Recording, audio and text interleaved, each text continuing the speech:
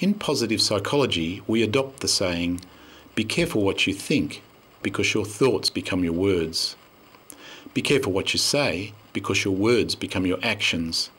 Be careful what you do, because your actions become your habits.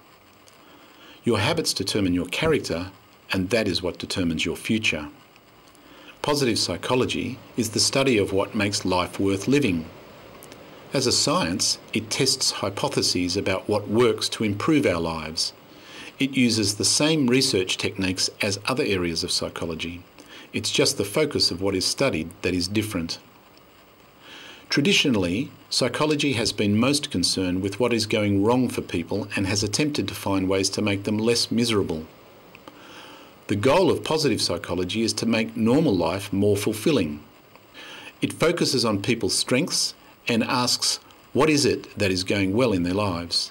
Instead of helping people move from the minus end of the scale up to zero, it focuses on moving people to the positive end of the scale.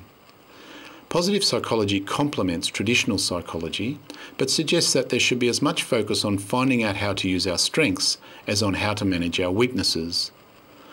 By focusing on what is right with you, we learn how to become resilient.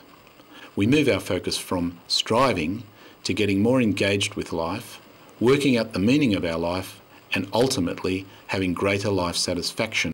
Habits for a healthy body include good food and exercise. Habits for a healthy mind include good habits of thinking.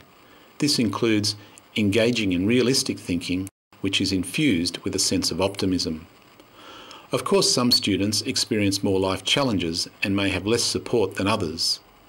The goal of positive psychology is to assist people to focus on the parts of their life over which they do have some control. Research has found that three main things account for how satisfied we are with our life: our personal qualities, our life circumstances, and most importantly, intentional activities that we choose to do to make life worth living. On average, across the population, about 50% comes from our genetic makeup, and for most people, only about 10% comes from their life circumstances. So that means that we have a large amount left over, which is determined by our choices. We can choose to engage in specific activities which research has shown will build our well-being. There is no clear cut-off between ill-being and well-being. Just as we can get into bad habits of eating or exercise and become unfit or ill, we can also do this with our mental health. Mental health might best be seen as a set of skills to be developed by training, just as we do when we go to the gym or train for a sport or when we learn a musical instrument. At the early stages, we can improve our life by learning the skills to be happier and more positive. But doing fun things is only part of the answer. Ultimately, as with many top sports people, musicians, or any successful person, much of our life satisfaction will come from being part of a team or group and from helping others to do well. Just as being a good sports person does not mean always winning, well-being is not just about always being happy.